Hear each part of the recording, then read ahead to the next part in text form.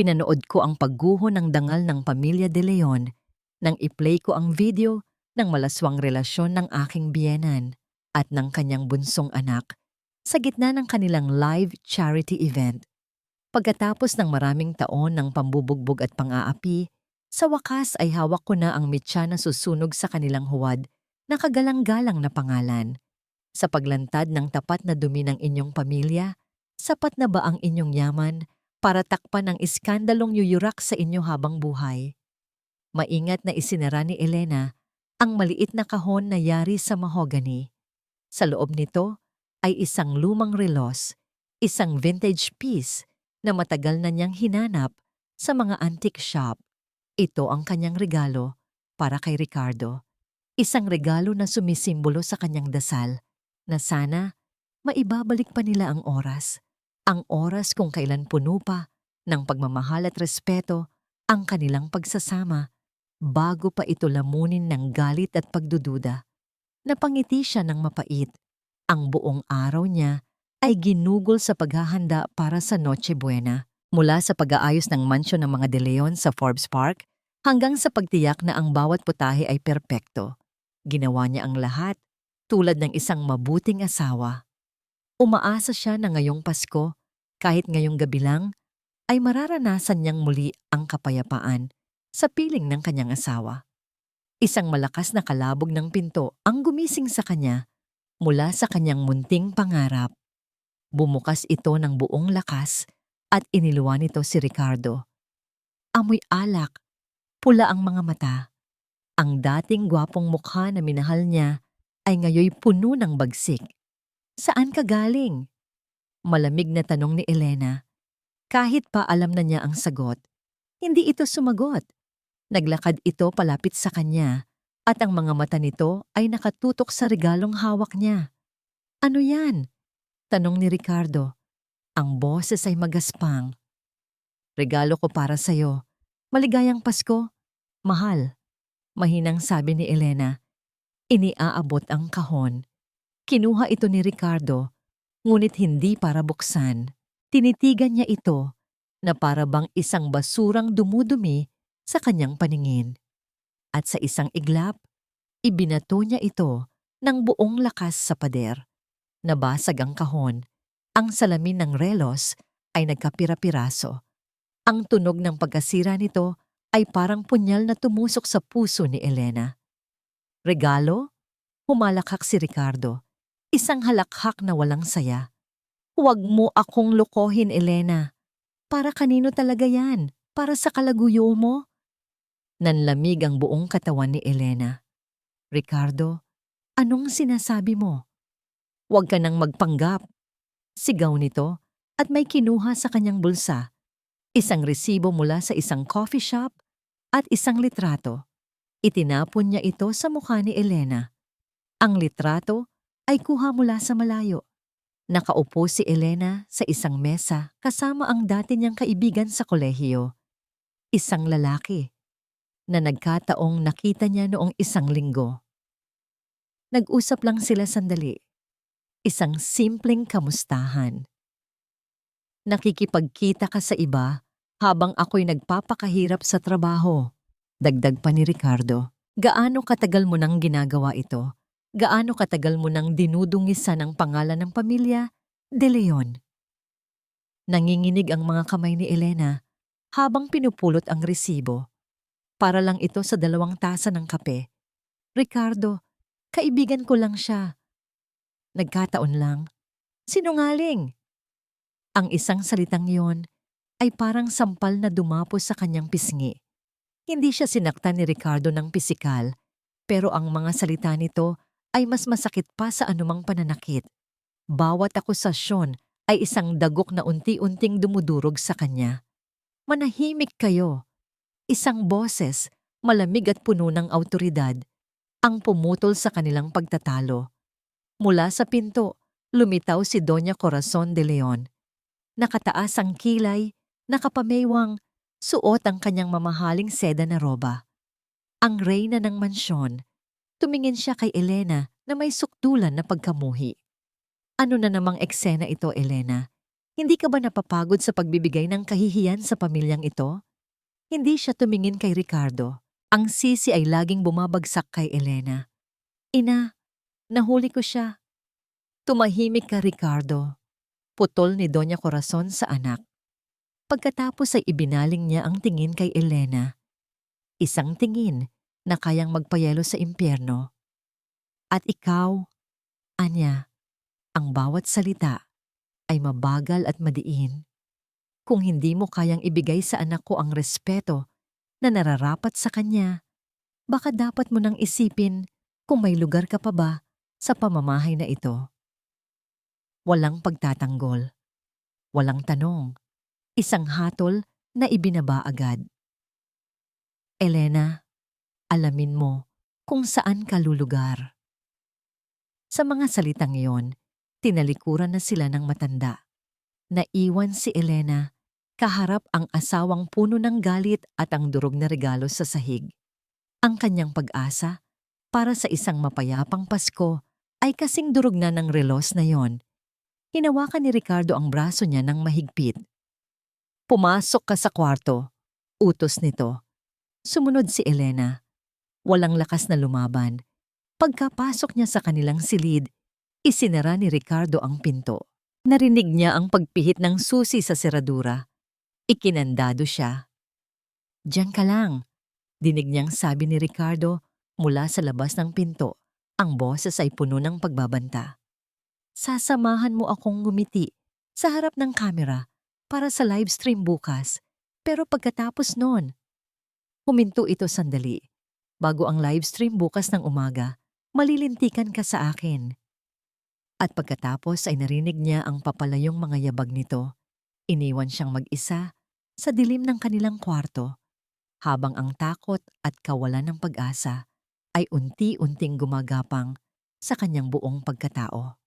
Nawala ang mga yabag ni Ricardo at ang naiwan na lang ay ang nakabibinging katahimikan.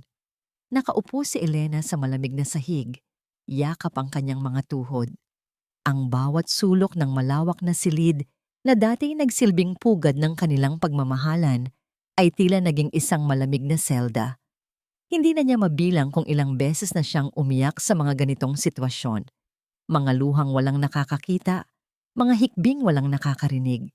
Noon, ang bawat sigaw ni Ricardo, ang bawat masasakit na salita ni Doña Corazon, ay tinatanggap niya na parang latigo na kailangan niyang tiisin. Iyon ang turo sa kanya. Maging mapagpasensya, maging maunawain. Ang isang mabuting asawa ay martir, ngunit ngayong gabi may nag-iba. Ang banta sa kanyang boses, Sangmay, Trukboy livestream, may Sibyet Taytao, ay umalingaw-ngaw sa kanyang isipan.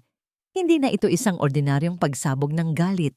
Mayroon itong kasiguraduhan, isang pangako ng mas matinding sakit. At sa kauna-unahang pagkakataon, ang takot na nanunuot sa kanyang mga buto ay unti-unting hinaluan ng apoy. Isang apoy na nagsimula sa kanyang sikmura, gumapang pataas sa kanyang dibdib, hanggang sa marating nito ang kanyang mga mata. Hindi na luha ng awa sa sarili ang pumapatak, kundi luha ng matinding galit. Pagod na siya. Pagod na siyang masaktan. Pagod na siyang magpanggap. Pagod na siyang maging anino sa sarili niyang buhay. Sa gitna ng kanyang desperasyon, isang alaala ang biglang pumasok sa kanyang isip. Isang lihim na itinago niya, hindi para manloko, kundi para protektahan ang isang maliit na piraso ng kanyang sarili. Dahan-dahan siyang gumapang patungo sa isang sulok ng silid, sa ilalim ng isang antigong aparador. Maingat niyang itinaas ang alpombra.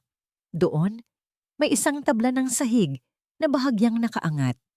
Gamit ang kanyang mga kuko, sinubukan niyang buksan ito, mahigpit. Ngunit ang galit sa kanyang puso ay nagbigay sa kanya ng kakaibang lakas.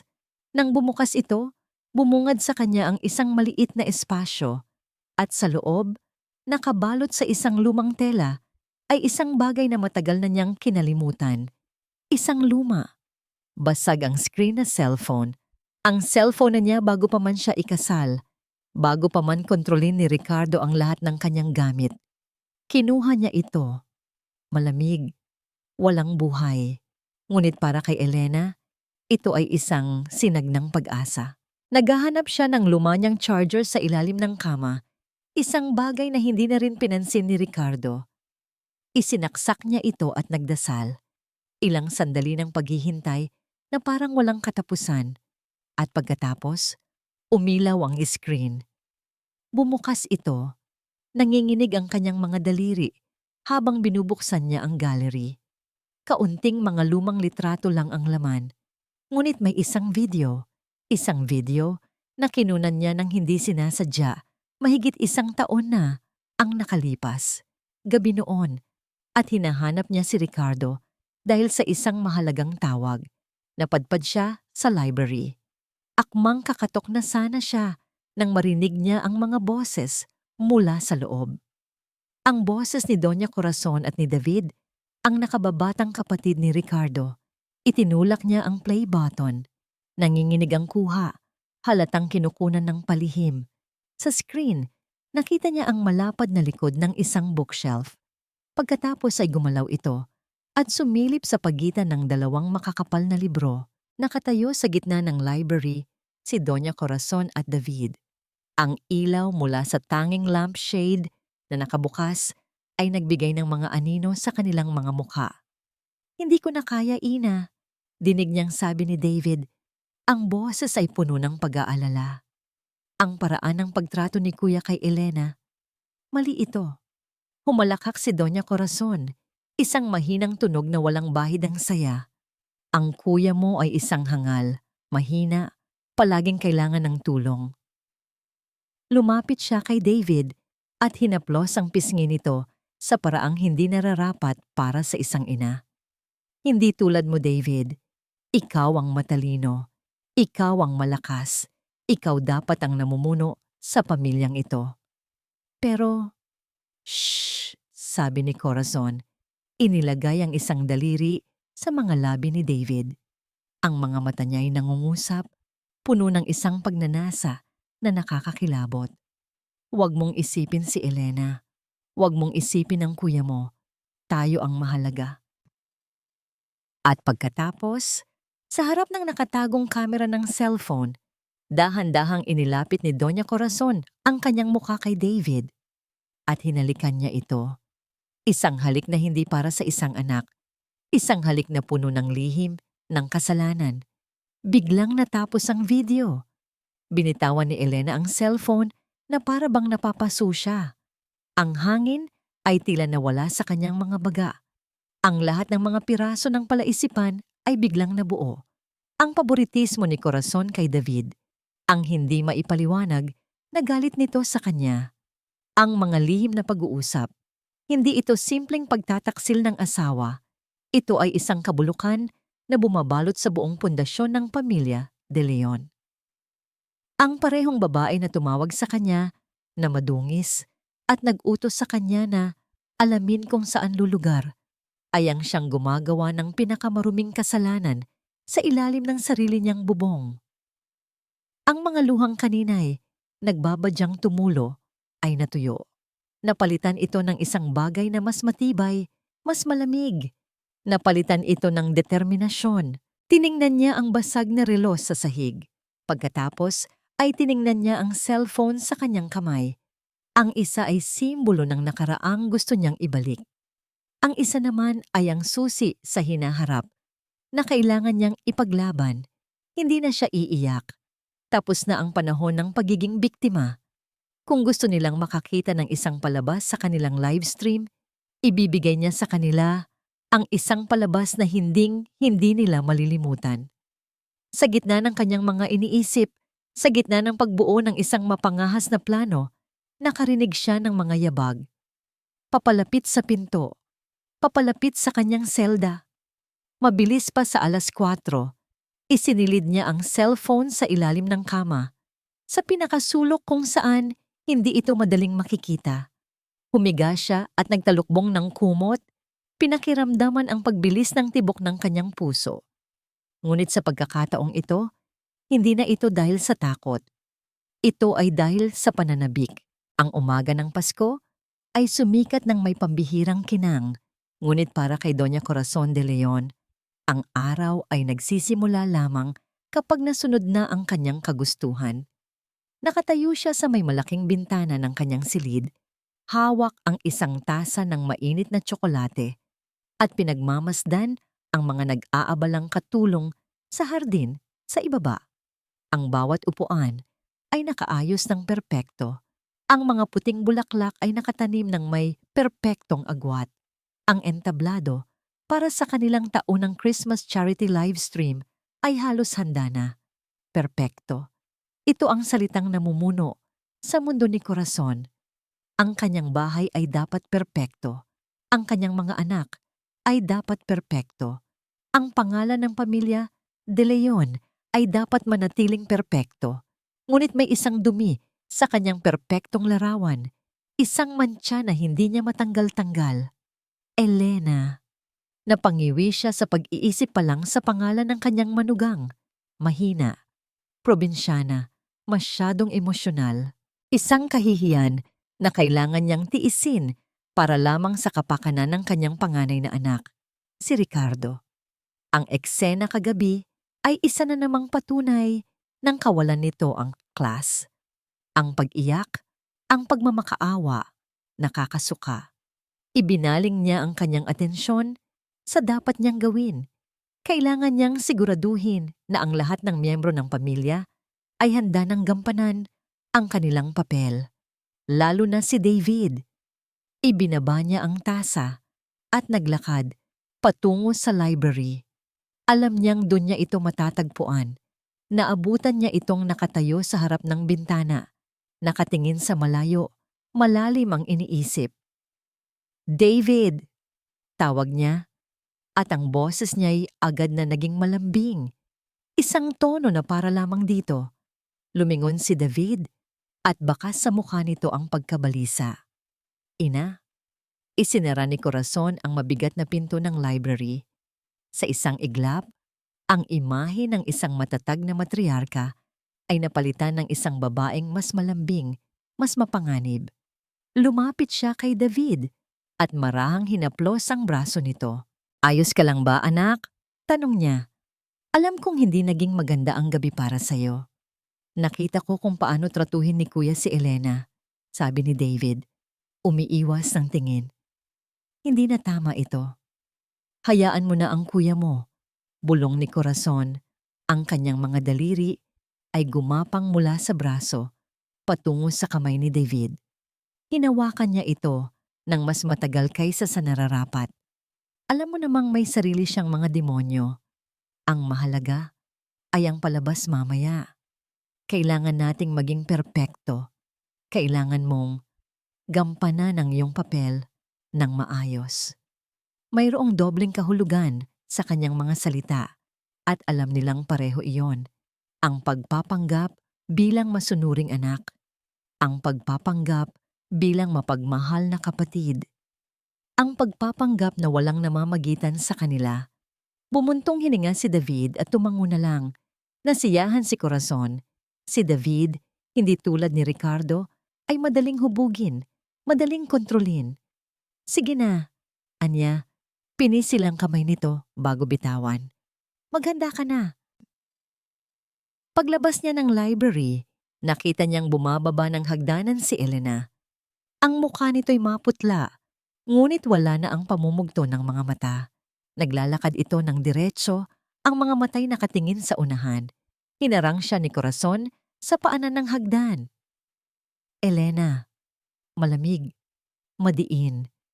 Huminga ng malalim si Elena bago humarap sa kanya. Po, Ina. Mamayang gabi, sa harap ng kamera, gusto kong makita ang pinakamatamis mong nangiti. Utos ni Corazon.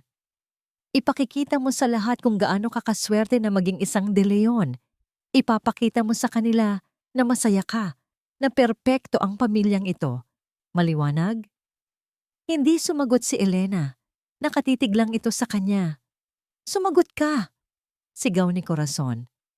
Opo, sagot ni Elena. Ang boses ay kalmado. Masyadong kalmado. Akmang tatalikod na si Elena nang biglang may napansin si Corazon. Isang bagay na nagpatindig ng balahibo sa kanyang batok.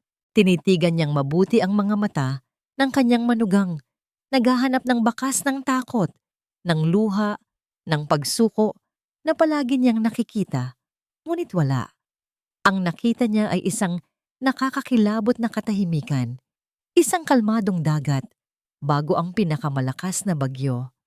Ang mga mata ni Elena ay hindi na mga bintana ng isang nasasaktang kaluluwa.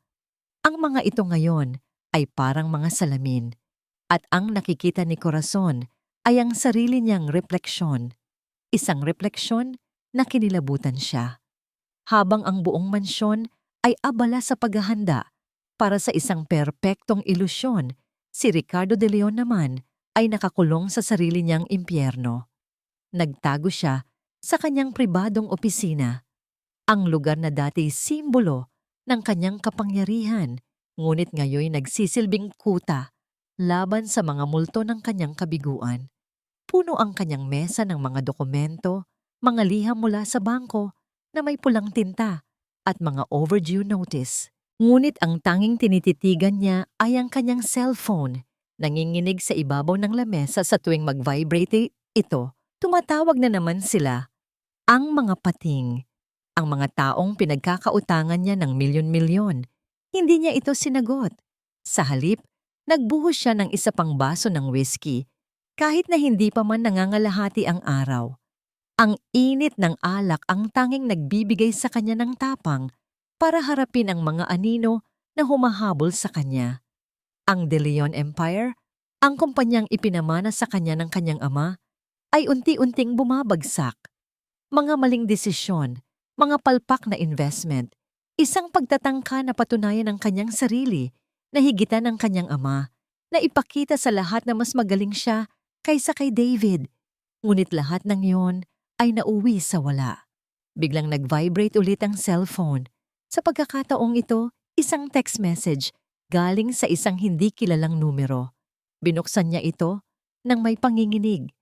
Mr. De Leon, alam namin ang tungkol sa livestream ng iyong ina mamayang gabi.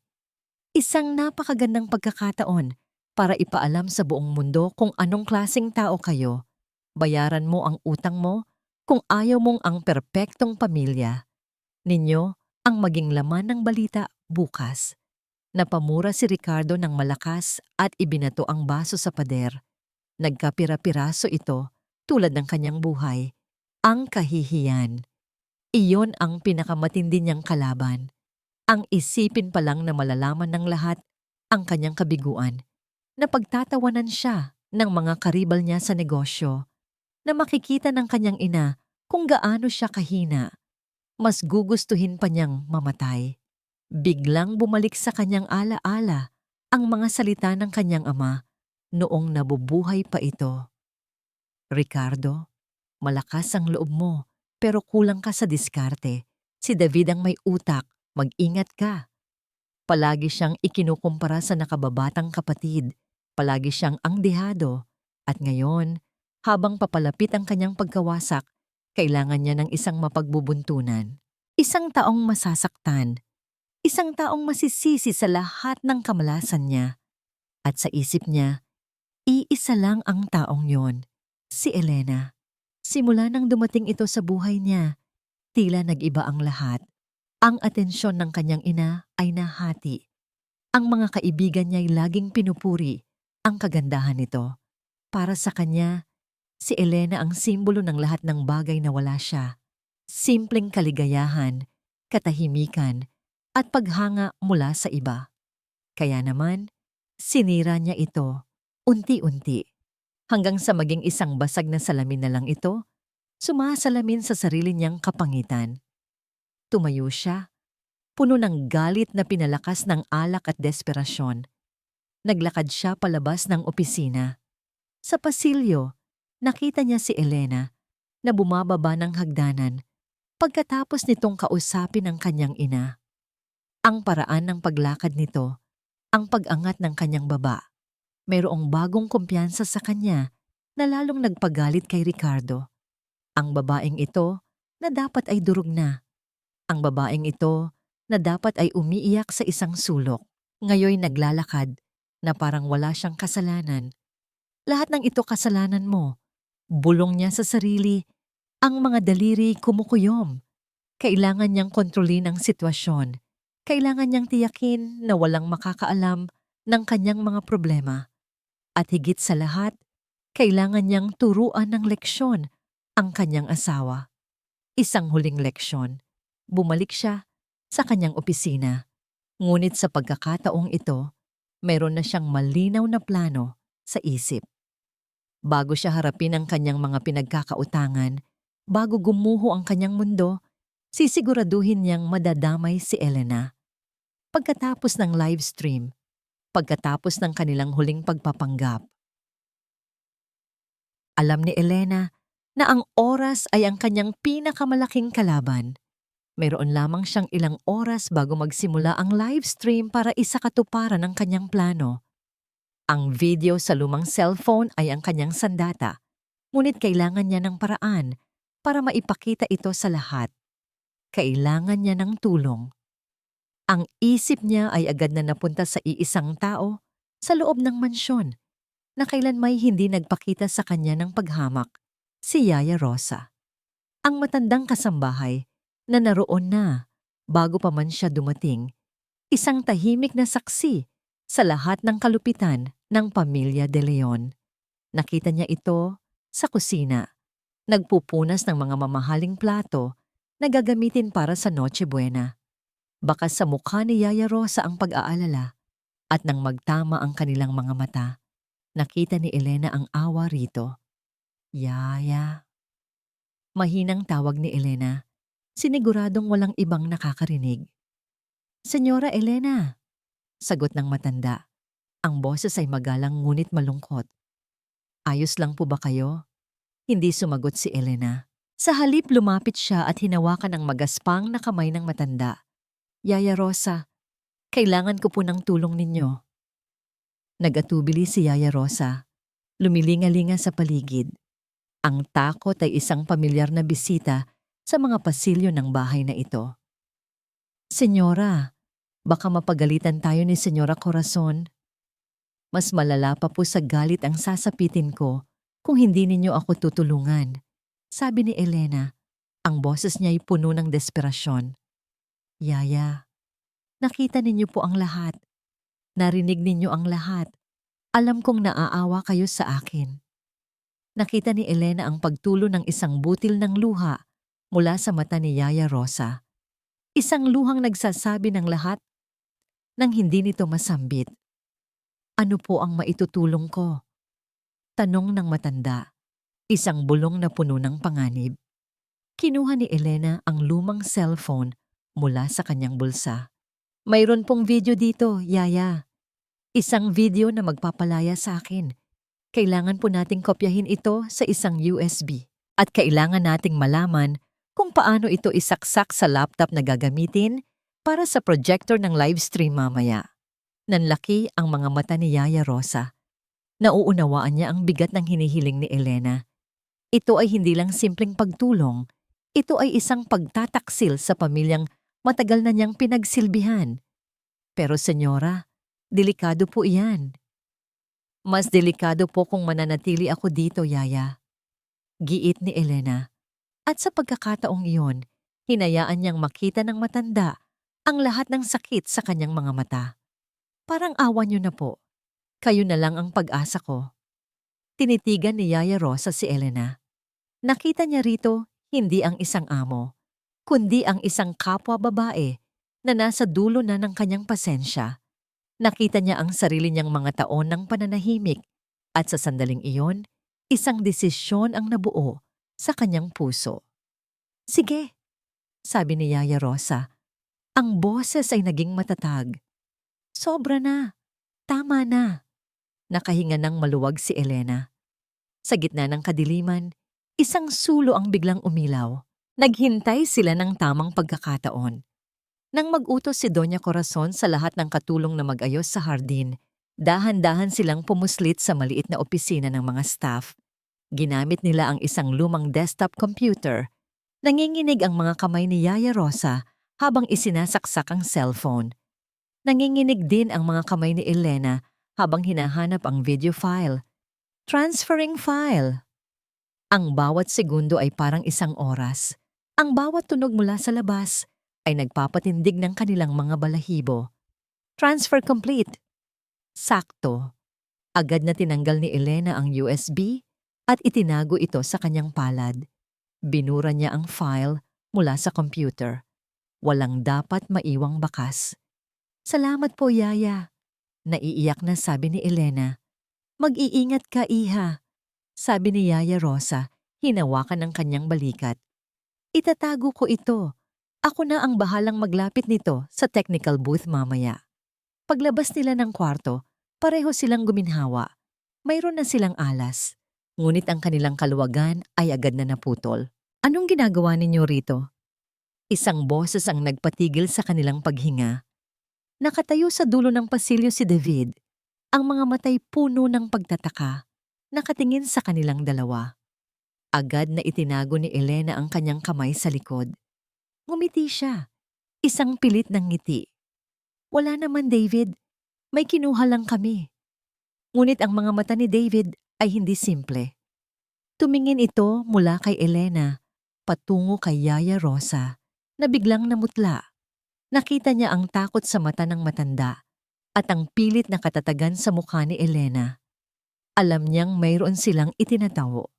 Naglakad si David palapit at sa bawat hakbang nito, ang kaba sa dibdib ni Elena ay lalong tumitindi. Pinanood ni David ang pag-alis ni Elena. Ang likod nito'y tuwid at matatag. Isang imahe na lubos na naiiba sa babaeng palaging nakayuko na nakasanayan niyang makita. Pagkatapos ay ibinaling niya ang kanyang tingin kay Yaya Rosa, na ngayon ay hindi mapakali at pilit na umiiwas sa kanyang mga mata. Yaya, ano yon? Tanong niya ulit. Ang boses ay mas mahinahon na ngayon, ngunit may diin. Wala po, Sir David. Nauutal na sagot ng matanda. Agad na yumuko at nagkunwaring may pinupulot. Nagpapatulong lang po si Senyora Elena sa paghahanap ng lumang photo album. Isang halatang kasinungalingan. Alam ni David na mayroon silang itinatago. Ang takot sa mga mata ni Yaya Rosa at ang biglaang pagbabago sa kilos ni Elena ay mga piraso ng isang palaisipan na hindi niya maintindihan, ngunit alam niyang mahalaga. Sa loob ng maraming taon, si David, ang palaging anino, ang mabuting anak, ang matalinong kapatid. Pinili niyang manahimik, maging bulag sa mga kasalanan ng kanyang pamilya para mapanatili ang kapayapaan o ang ilusyon nito. Ngunit sa paglipas ng panahon, ang kapayapaang iyon ay naging isang mabigat na kadena sa kanyang kaluluwa. Ang relasyon niya sa kanyang ina. Nagsimula ito bilang paghanga ng isang anak, ngunit unti-unti itong ginawang sandata ni Corazon. Ginamit nito ang kanyang pagmamahal para kontrolin siya, para manipulahin ang kanyang mga desisyon. Ang bawat haplos, ang bawat lihim na pag-uusap ay nagiiwan sa kanya ng pakiramdam ng dumi at pagkakasala. At si Elena, sa tuwing nakikita niya kung paano ito laitin ng kanyang ina at saktan ng kanyang kapatid, may isang bahagi sa kanya na gustong sumigaw. Ngunit palagi siyang pinipigilan ng takot. Takot sa kanyang ina. Takot na masira ang perpektong imahe ng kanilang pamilya. Sige po, sir. Marami pa po akong gagawin. Paalam ni Yaya Rosa. Mabilis na umalis, iniwan si David na mag-isa sa kanyang mga iniisip. Naglakad siya pabalik sa library, ang lugar kung saan ang lahat ng kasinungalingan ay nagsimula. Hinaplos niya ang mga libro, ang mga mamahaling muebles. Lahat ng ito ay bahagi ng isang malaking entablado. At pagod na siyang umarte. Maya-maya, narinig niya ang boses ng kanyang Kuya Ricardo mula sa opisina nito. Hindi ito sumisigaw, ngunit ang tono ng boses nito ay puno ng desperasyon. Hindi niyo naintindihan. Kailangan ko pa ng oras. Sinundan ito ng isang malakas na kalabog na para bang may ibinatong bagay. Pumunta si David sa may pintuan ng opisina ni Ricardo. Nakabukas ito ng bahagya. Sumilip siya sa loob. Nakita niya ang kanyang kapatid na nakasabunot sa sariling buhok, napapaligiran ng mga papel na nagkalat sa sahig. Umiinom. Sa umaga. Utang. Narinig niyang bulong ni Ricardo. Paano ko ito babayaran? Biglang nagkaroon ng saysay ang lahat. Ang galit ni Ricardo ay hindi lang selos. Ito ay galit na dulot ng kahihiyan. Ang pamilya de Leon, ang pangalang iniingatan ng kanyang ina, nang higit pa sa sariling buhay, ay hindi pala kasing tibay ng inaakala ng lahat. Bumalik siya sa pasilyo. Gulong-gulo ang isip. Pamilyang babagsak. Isang bayaw na inaapi, isang kapatid na nagwawala, at isang ina na naghahari-harian sa gitna ng lahat ng kabulukan. Nagpasya siyang kausapin si Elena. Kailangan niyang malaman kung ano ang binabalak nito. Hindi para pigilan ito, kundi para maintindihan. Kumatok siya sa pinto ng silid nito. Walang sumagot. Kumatok siya ulit. Pagkatapos ay dahan-dahan niyang pinihit ang seradura. Hindi ito nakalak. Pagpasok niya wala si Elena. Malinis ang silid, maliban sa isang bagay sa tabi ng basurahan. Isang lumang cellphone. Basag ang screen.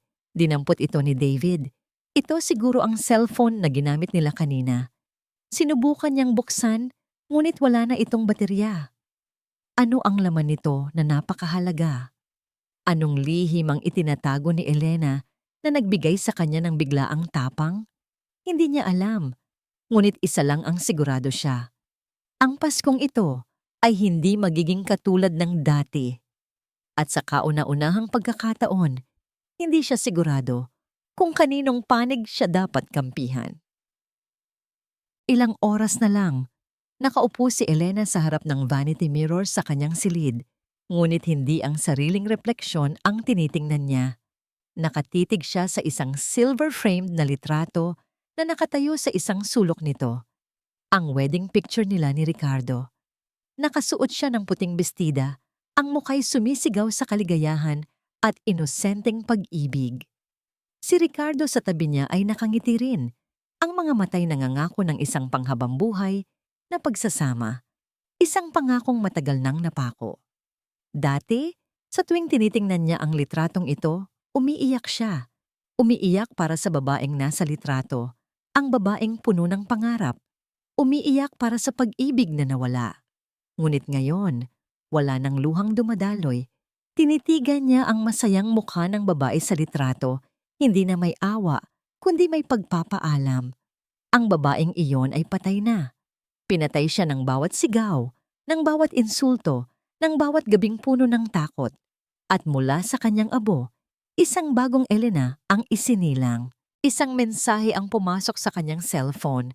Ang bago, ang ibinigay ni Ricardo, ang palagi nitong chinetsek. Galing ito kay Yaya Rosa. Handa na ang lahat. Isang simpleng mensahe, ngunit nagpadala ito ng kuryente sa kanyang buong katawan. Huminga siya ng malalim. Ito na talaga. Wala nang atrasan. Inidelete niya agad ang mensahe. Maingat niyang kinuha ang isang piraso ng papel at nagsulat ng isang maikling liham. Yaya, salamat sa lahat. Ano man ang mangyari, huwag ninyong kalimutan na mayroon kayong ginawang tama ngayong araw. Alagaan ninyo ang inyong sarili. Itinupin niya ito at inilagay sa ilalim ng unan. Isang maliit na paalam. Kung sakaling hindi na sila magkaroon ng pagkakataong mag-usap muli. Sumilip siya sa bintana. Sa hardin sa ibaba, ang mga huling paghahanda para sa live stream ay ginagawa na. Ang mga kamera ay nakaset up. Ang mga ilaw ay nagniningning. Ang mga bisita, mga miyembro ng alta sosyedad na nagpapanggap na may pakialam sa kawanggawa, ay nagsisimula nang dumating. Suot ang kanilang mga pekeng ng ngiti at mamahaling alahas. Isang perpektong entablado para sa isang perpektong pamilya. Isang perpektong pagkakataon para wasakin ang lahat ng yon. Hindi siya nakaramdam ng takot, hindi rin pananabik. Ang naramdaman niya ay isang kakaibang kapayapaan, isang katahimikan na dulot ng pagtanggap. Tinanggap na niyang tapos na ang kanyang kasal. Tinanggap na niyang ang pamilyang pinilit niyang mahalin ay hinding-hindi siya ituturing na tunay na kapamilya. At tinanggap na niyang kailangan niyang iligtas ang kanyang sarili. Dahil walang ibang gagawa nito para sa kanya. Kinuha niya ang bestidang inihanda ni Doña Corazon para sa kanya, isang simple ngunit eleganteng pulang bestida. Pula, ang kulay ng pag-ibig, ang kulay ng galit, ang kulay ng digmaan. Isinuot niya ito. Tumingin siyang muli sa salamin. Ang babaeng nakatingin pabalik sa kanya ay hindi na ang Elena na martir. Ang mga mata nito'y matatag. Ang kanyang postura'y diretso. Handa na siya. Biglang bumukas ang pinto ng walang katok. Pumasok si Ricardo. Amoy alak pa rin. Ngunit ang mga matay nanlilisik sa galit. Anong ginagawa mo? Hindi umimik si Elena. Nagpatuloy siya sa pagsusuklay ng kanyang buhok. Huwag mo akong tinatalikuran kapag kinakausap kita. Sigaw nito. Naglakad ito palapit at biglang hinablot ang cellphone sa ibabaw ng mesa. Kanino ka nagte-text? Ha?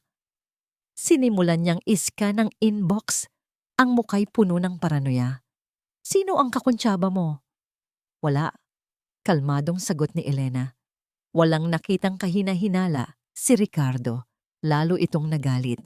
Tila ang katahimikan ni Elena ay isang personal na insulto sa kanya. Saan ang luma mong cellphone? Yung nakita ko kagabi. Alam kong may tinatago ka. Bago pa man makasagot si Elena, bumukas muli ang pinto. Si Doña Corazon, nakabihis na para sa party, ang muka'y perpektong naka-makeup. Ricardo, Elena, ano pa ang ginagawa ninyo rito? Magsisimula na ang live stream. Bumaba na kayo. Ngunit ang mga mata ni Ricardo ay hindi na humiwalay kay Elena. Puno ito ng isang pangako ng karahasan. Mamaya, bulong nito. Sapat lang para marinig ni Elena. Magtutuos tayo mamaya.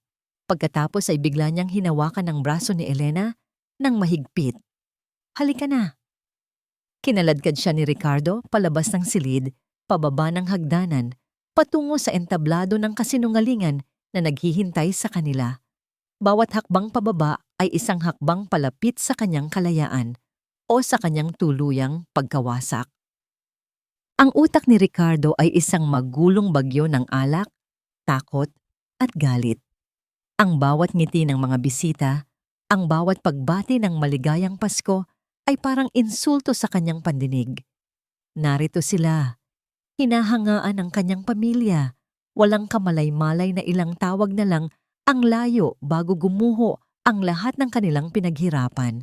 At si Elena, ang kalmadong pagmumukha nito sa tabi niya, habang bumababa sila ng hagdanan, ay lalong nagpaalab sa kanyang galit.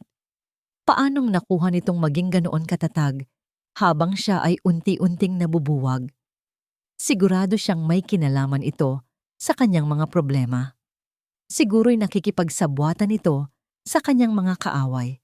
Siguro'y ito mismo ang nagkalat ng balita tungkol sa kanilang pagkalugi. Ngumiti ka. Bulong niya ritong may pagbabanta habang papalapit sila sa hardin. Umakting kang parang mahal mo ako. Ngumiti si Elena. Ngunit ang nangiti ay hindi umabot sa kanyang mga mata. At iyon, para kay Ricardo, ay isang pag-amin ng pagkakasala. Habang nagaganap ang paunang bahagi ng programa, isang maikling pagtatanghal ng isang children's choir, hindi mapakali si Ricardo. Kailangan niyang makahanap ng ebidensya. Kailangan niyang patunayan na tama ang kanyang mga hinala. Excuse me, sabi niya sa kanyang ina, at mabilis na tumalikod bago pa man ito makapagtanong. Halos takbuhin niya ang hagdanan pabalik sa silid nila ni Elena. Kailangan niyang hanapin ang lumang cellphone ni Nayon. Sigurado siyang nandoon ang lahat ng sagot. Nagsimula siyang maghalughog na parang isang baliw. Binuksan niya ang lahat ng drawer, itinapon ang mga damit sa sahig.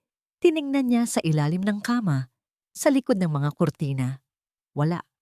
Saan niya itinago yon? Ang kanyang paranoia ay umabot na sa sukdulan. Sinimulan niyang isipin ang lahat ng posibleng taguan. Sa ilalim ng sahig, sa loob ng unan. Pagkatapos ay naalala niya ang sinabi ni David kanina. Nakita ko si Elena at si Yaya Rosa na lumabas mula sa staff office. Ang staff office. Mabilis siyang bumaba. Hindi na inalintana kung may makakita sa kanyang pagmamadali. Pumasok siya sa maliit na opisina at sinimulang kalkalin ang mga gamit doon. At sa ilalim ng isang tumpok ng mga lumang dyaryo, sa tabi ng basurahan, nakita niya ito. Ang lumang basag na cellphone. Ngunit hindi iyon ang orihinal. Naalala niya ang itsura ng cellphone na nakita niya sa basurahan kanina nang dumaan siya sa silid ni Elena. Ito iyon. Ang itinapon ni David. Isang pain.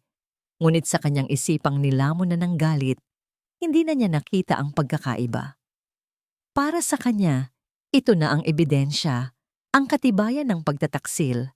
Bumalik siya sa silid nila, nadala ang cellphone, puno ng tagumpay ang kanyang dibdib. Ngayon, wala nang maitatanggi si Elena. Ngunit pagdating niya roon, wala si Elena. Saan na naman ito nagpunta? Bumalik siya sa hardin, ngunit wala rin ito sa upuan nito. Nasaan si Elena? Tanong niya sa kanyang ina. Hindi ko alam, sagot ni Corazon, iritado. Umayos ka, Ricardo. Malapit na ang ating family speech. Isang malamig na takot ang biglang gumapang sa kanya. Tumakas na ba ito? Nakikipagkita na ba ito sa mga kaaway niya? Tumakbo siyang muli, papasok sa mansyon. Sinisigaw ang pangalan nito. Elena! Elena! Lumabas ka! Narinig niya ang isang tunog mula sa isang maliit na bodega sa ilalim ng hagdanan. Ang pinto'y bahagyang nakabukas. Binuksan niya ito ng buong lakas. At naroon si Elena. Kausap si Yaya Rosa. May hawak na maliit na itim na bagay. Isang USB. Ano yan? Sigaw ni Ricardo. Ang boses ay umalingaw-ngaw. Parehong nagulat ang dalawang babae. Agad na itinago ni Yaya Rosa ang USB sa kanyang likod. Ngunit huli na. Nakita na niya. Isang USB, isang paraan para maglipat ng impormasyon. Ibigay mo sa akin yan. Utos niya, lumapit kay Yaya Rosa. Huwag! Sigaw ni Elena, humarang sa kanyang daraanan. Ang pagtatanggol na yon ang nagsilbing huling gatilyo. Para kay Ricardo, iyon na ang kumpirmasyon ng lahat. Itinulak niya si Elena ng malakas. Bumagsak ito sa sahig. Inagaw niya ang USB mula sa nanginginig na kamay ni Yaya Rosa. Pagkatapos ay hinawakan niyang muli ang braso ni Elena at kinaladkad ito. Akala mo maluloko mo ako. Bulong niya habang kinakaladkad niya ang asawa paakyat ng hagdan. Akala mo matatatakasan mo ako? Ipinakita niya rito ang basag na cellphone. Wala nang silbi to. At ibinato niya ito sa sahig. Tinapakan, hanggang sa madurog ng tuluyan. At ito, sabi niya, iwinawas-iwas ang USB, ay hindi na rin makakarating kahit saan. Itinulak niya si Elena, papasok sa bodega, ang pinakamadilim at pinakamaliit na silid sa buong mansyon. Ang amoy ng alikabok at lumang kahoy ay sumalubong sa kanila. Dito ka lang, sabi niya. Ang boses ay malamig at walang emosyon. Dito ka lang hanggang matapos ang lahat. Dito ka lang hanggang sa matauhan ka. Isinara niya ang mabigat na pinto. Narinig niya ang pagkalabog ni Elena mula sa loob. Ngunit hindi niya ito pinansin. Kinuha niya ang susi mula sa gilid ng pinto at ikinandado ito. Ricardo, huwag! Buksan mo to! Sigaw ni Elena. Ang boses ay puno ng takot. Tinalikuran niya ang pinto. Hawak niya ang USB. Sa wakas, kontrolado na niya ang sitwasyon. Ang plano ni Elena, ano man iyon, ay nasira na. Siya ang nanalo. Bumalik siya sa hardin, inayos ang kanyang damit at ngumiti sa mga bisita na para bang walang nangyari. Ang lahat ay nawala na para kay Elena. Ang dilim sa loob ng bodega ay halos nasasalat. Ang tanging liwanag ay nagmumula sa isang maliit na siwang sa ilalim ng pinto. Amoy luma ang hangin, isang pinaghalong alikabok, anay, at mga kinalimutang alaala. Para kay Elena, ito ang amoy ng kanyang kabiguan. "Buksan mo to, Ricardo!" Sigaw niya, ang mga kamaoy walang tigil na kumakalabog sa matigas na kahoy ng pinto. Ang kanyang boses ay naging paos, puno ng galit at kawalan ng pag-asa.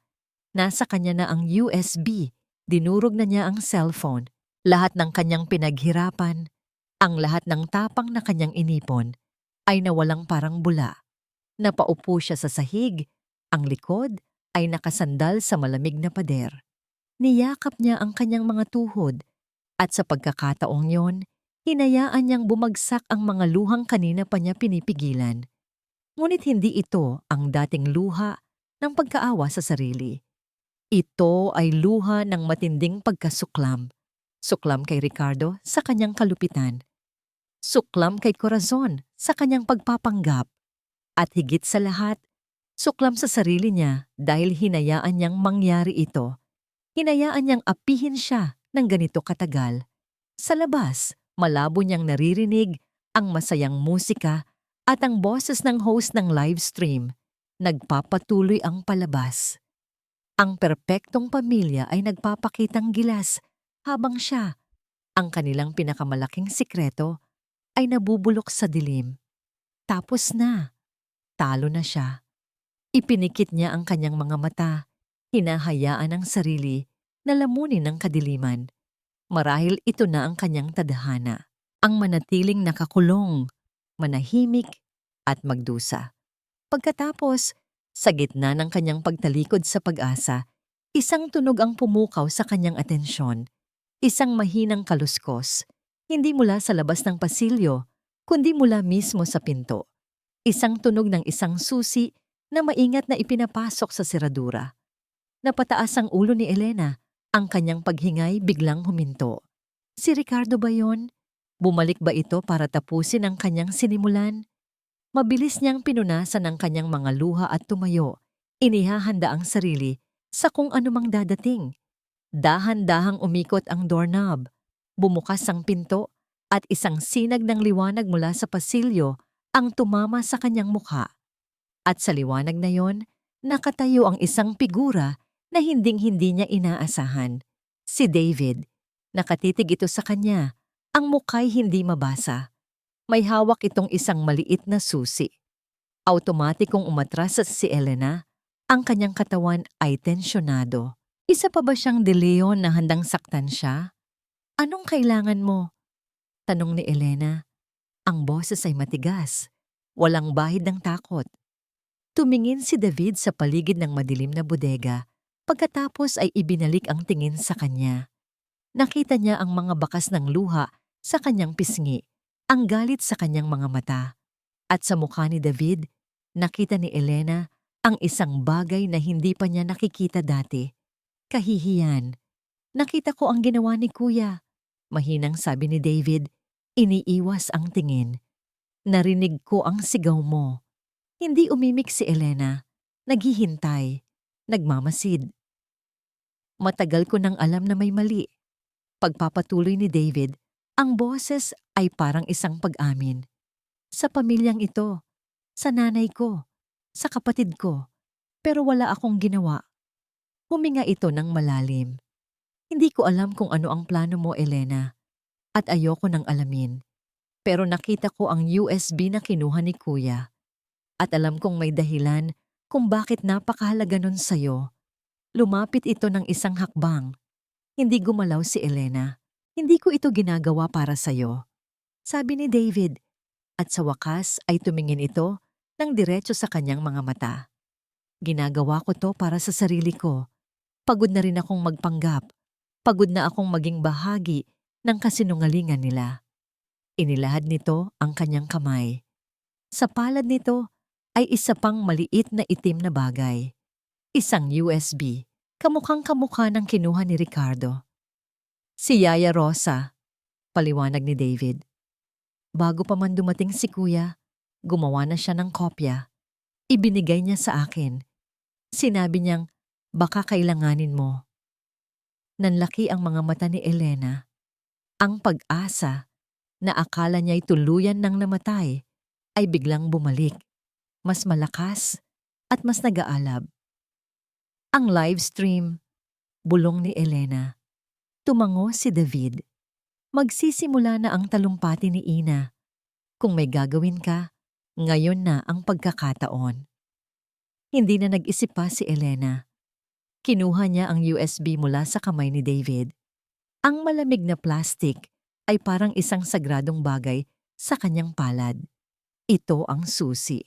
Ang tunay na susi sa kanyang kalayaan. Tumingin siya kay David.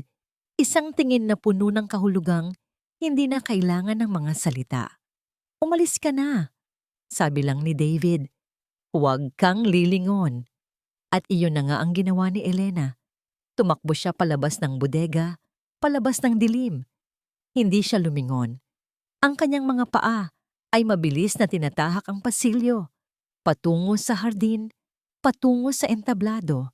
Naririnig na niya ang boses ni Doña Corazon mula sa mga speaker, nagsasalita tungkol sa kahalagahan ng katapatan at pagmamahal sa pamilya. Isang ngiti ang sumilay sa labi ni Elena. Isang ngiting mapait. Isang nangiting mapanganib. Malapit nang malaman ng lahat ang tunay na kahulugan ng mga salitang yon. Nakatayo si Doña Corazon de Leon sa gitna ng entablado, naliligo sa liwanag ng mga spotlight. Ang pakiramdam na ito, ang paghanga sa mga mata ng daan-daang bisita, ang kaalamang libo-libo pa, ang nanonood online. Ito ang kanyang kapangyarihan. Hawak niya ang mikropono na parang isang setro. Tasing sa mga nuwo. At sa gabing ito ng pagbibigayan, patuloy niya, ang kanyang boses ay perpektong nahasa para sa publiko. Puno ng huwad na init at sinseridad. Nais kong ipaalala sa lahat na ang pinakamahalagang regalo ay ang pamilya. Isang pamilyang binuo sa pundasyon ng tiwala, respeto, at higit sa lahat, katapatan. Ngumiti siya ng matamis sa kamera. Sa gilid ng kanyang paningin, nakita niya si Ricardo na nakatayo kasama si David. Perpekto, ang imahe ng magkakapatid na nagkakaisa. Ngunit nasaan na si Elena? Ang walang kwentang manugang na yon. Mamaya niya ito pagbabayaran. Ang aking pamilya, sabi niya, ikinumpas ang kamay sa kanyang mga anak, ay ang aking kayamanan. At ipinagmamalaki ko, bigla siyang natigil. Isang anino ang biglang gumalaw mula sa likuran ng entablado. Isang figura na pamilyar sa kanya. Isang babaeng nakapulang bestida. Si Elena. Ang bawat tibok ng kanyang puso ay isang malakas na tambol sa kanyang dibdib habang tinatahak niya ang mga huling hakbang patungo sa entablado. Ang mga ilaw ay nakakasilaw. Ang mga mukha ng mga tao sa ibaba ay malabo. Ngunit ang kanyang paningin ay malinaw na nakatutok sa isang tao lamang, si Doña Corazon. Nakita niya ang pagkabigla sa mga mata nito na mabilis na napalitan ng nanlilisik na galit. Ngunit huli na ang lahat. Sa gilid ng entablado, nagtama ang kanilang mga mata ni Yaya Rosa na nakatayo malapit sa technical booth. Tumango si Elena. Isang maliit na senyas. Tumango pabalik si Yaya Rosa. Ang mga matay puno ng determinasyon. Nilagpasan ni Elena ang kanyang biyenan at kinuha ang isa pang mikropono mula sa stand. Natahimik ang lahat. Maging ang host ay natigilan. Ang mga kamera na hindi alam ang nangyayari ay patuloy na umandar. Ipinapalabas ang bawat sandali sa libu-libong manonood. Magandang gabi po sa inyong lahat. Nagsimula si Elena. Ang kanyang boses ay nanginginig sa simula. Ngunit unti-unting naging matatag. Hinawakan niya ng mahigpit ang USB sa kanyang kabilang kamay. Ako po si Elena Santos de Leon, ang asawa ni Ricardo de Leon, ang manugang ni Doña Corazon de Leon. Idiniin niya ang bawat salita. Nakatayo si Ricardo sa ibaba ng entablado. at ang kanyang dugo ay tila nagyelo sa kanyang mga ugat. Paanong nakalabas siya? At anong ginagawa niya roon? Anong kalokohan to? Bulong niya. Tiningnan niya ang kanyang bulsa. Nandoon pa rin ang USB na kinuha niya. Ligtas. Kaya anong binabalak ng babaeng ito? Gusto ba nitong gumawa ng eksena? Ipagkalat na sinasaktan siya? Walang maniniwala sa kanya. Ina, pababain niyo siya riyan. Sigaw niya. Ngunit ang kanyang boses ay nalunod sa biglaang katahimikan ng mga manonood. Narinig ninyo po ang aking biyenan na magsalita tungkol sa katapatan. Pagpapatuloy ni Elena, ang mga matay diretsong nakatitig sa kamera. At gusto ko lang pong magdagdag. Gusto kong ipakita sa inyo kung anong klaseng katapatan ang mayroon sa loob ng perpektong pamilyang ito. Iyon ang hudyat. Mula sa kanyang kinatatayuan, nakita ni Elena si Yaya Rosa na mabilis na lumapit sa technician. Nagkunwaring may inaayos sa mga kable. Sa isang mabilis na kilos, inilabas nito ang USB mula sa kanyang bulsa at isinaksak ito sa laptop. Ang pamilyang ito ay may itinatagong sikreto, sabi ni Elena. Ang kanyang boses ay umalingaw-ngaw sa buong hardin at sa likod niya, ang malaking LED screen na kanina lang ay nagpapakita ng logo ng kanilang charity ay biglang naging itim. Patayin niyo yan! Sigaw ni Doña Corazon. Ang kanyang perpektong pagkakalma ay biglang naglaho na palitan ng purong sindak. Trey, anong nangyayari? Sigaw naman ni Ricardo sa technician, ngunit huli na ang lahat. Isang nanginginig na video ang biglang lumitaw sa screen. Ang pamilyar na library. Ang pamilyar na dalawang tao. Ang boses ni Doña Corazon, malinaw na malinaw mula sa mga speaker. Huwag mong isipin si Elena.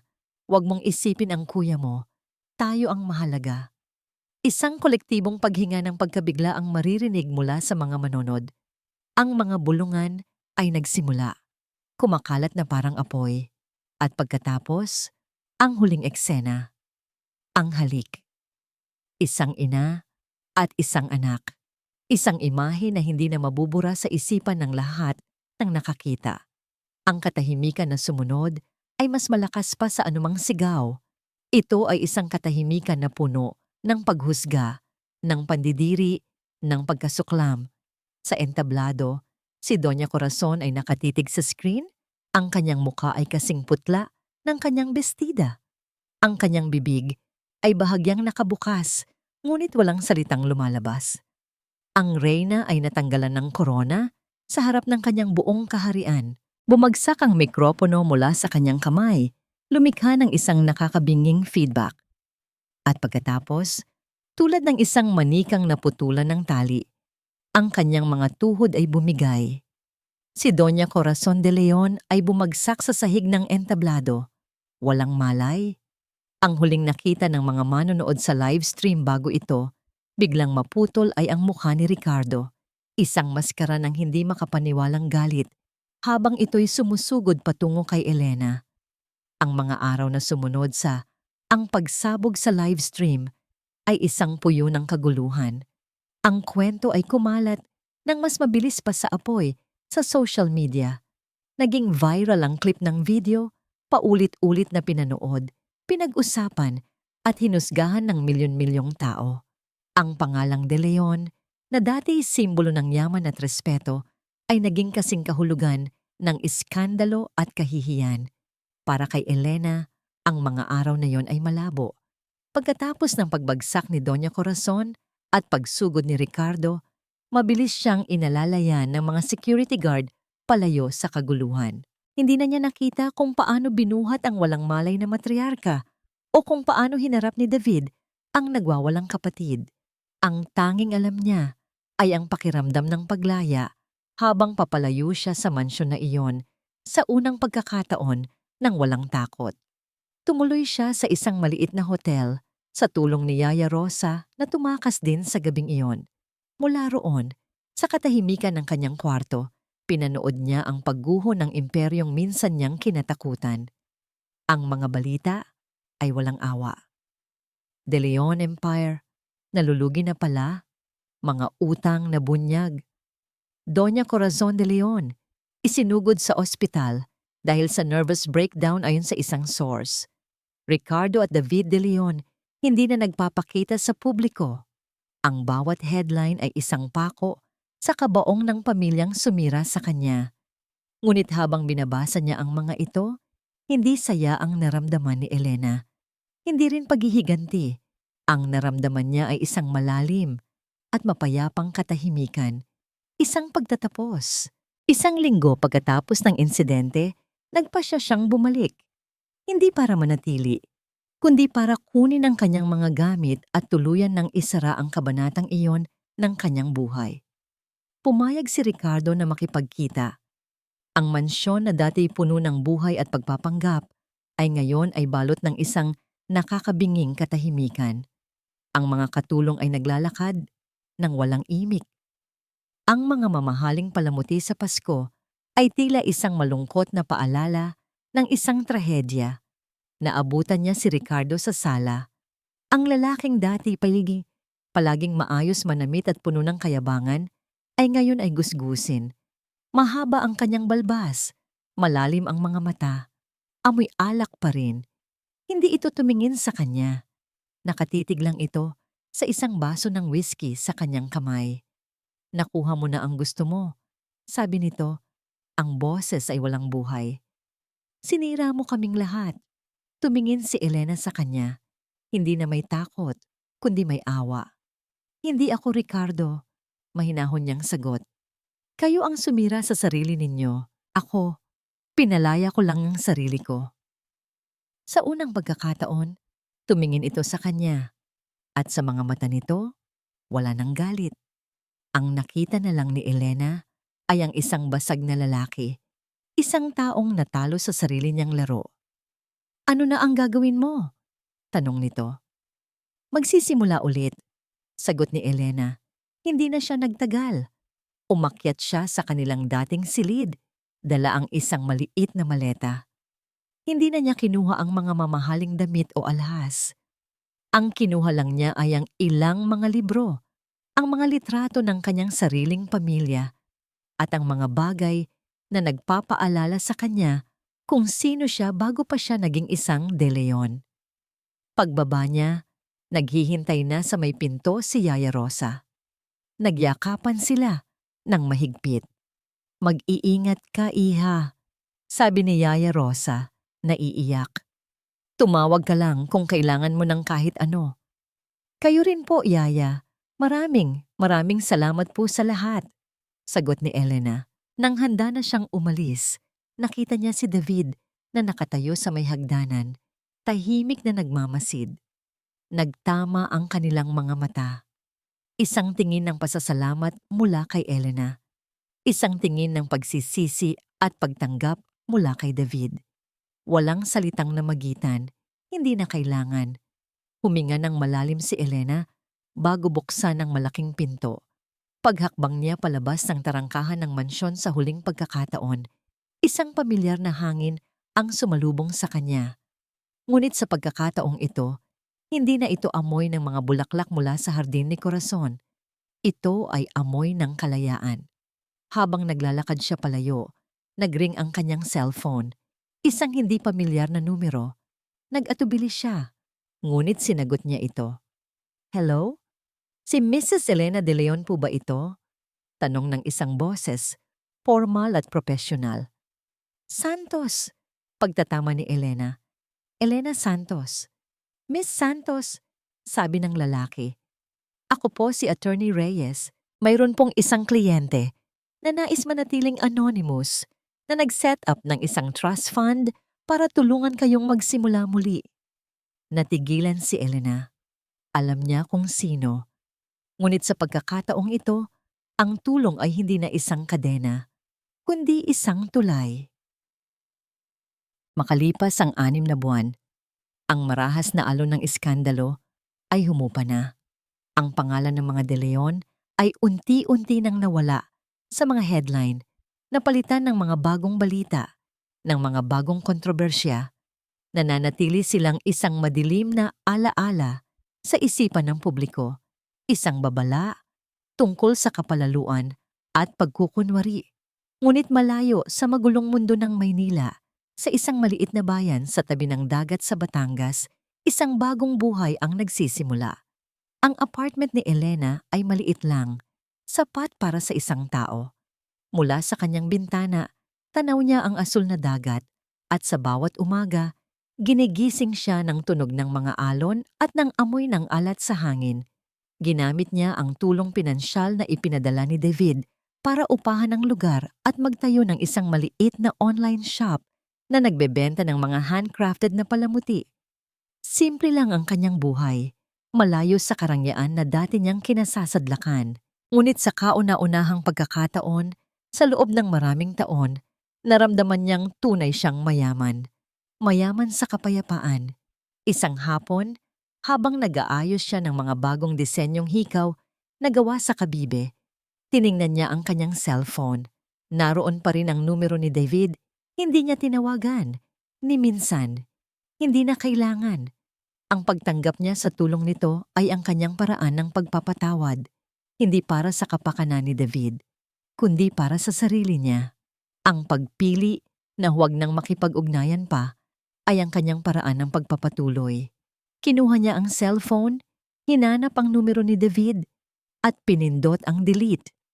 Kailangan niyang tumayo sa sarili niyang mga paa. Ang tulay na ibinigay sa kanya ay nagamit na niya para makatawid. Ngayon, oras na para lakarin ang sarili niyang landas. Nagpasya siyang maglakad sa dalampasigan. Ang papalubog na araw ay nagpinta ng kulay kahel at lila sa kalangitan. Ang mga paa niyang walang sapin ay lumulubog sa mamasamasang buhangin. Bawat hakbang ay magaan. Bawat paghinga ay malalim at walang bigat. Pinanood niya ang mga batang naghahabulan, ang mga mangingisdang nag-uuwian na sakay ng kanilang mga bangka.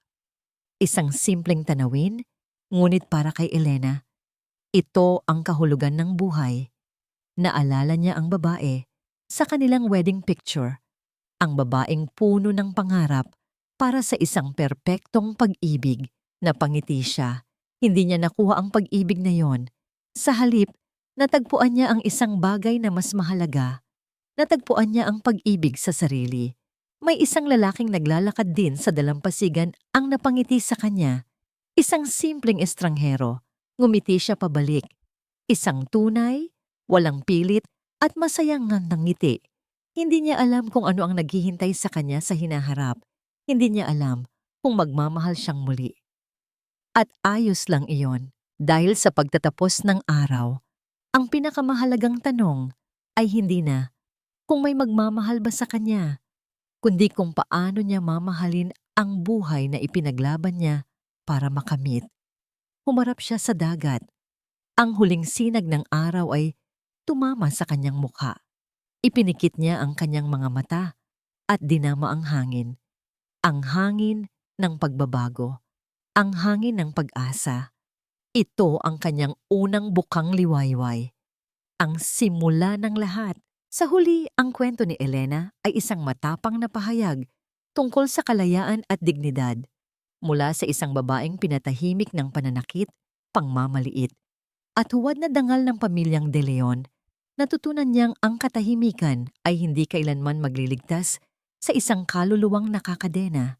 Nang ilantad niya ang madilim na lihim sa harap ng publiko, hindi lamang niya winasak ang huwad na imahe ng isang makapangyarihang angkan, pinalaya rin niya ang sarili.